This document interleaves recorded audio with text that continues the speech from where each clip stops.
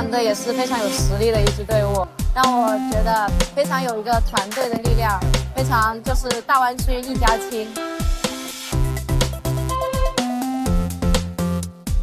大灣區比賽其實可以令我哋港澳嘅文化同內地嘅文化做一個結合，因為而家我哋好多嘅小朋友唔係好認識內地嘅國情究竟係點樣，佢哋會產生好多嘅誤會。但係我哋可以透過大灣區嘅文化，令到佢哋更了解內地而家發展成點樣。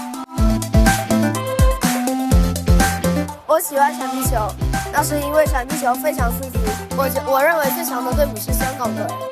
他們基本每次進攻都能打中一個人。我哋係第一次玩呢一個運動啦，都覺得佢係比較適宜上手同埋刺激噶啦。覺得我哋即係從中學習到嘅，就佢哋可以隨時溝通，話係要將個球抌俾邊個，同埋控制好個佢哋當前球嘅數量，再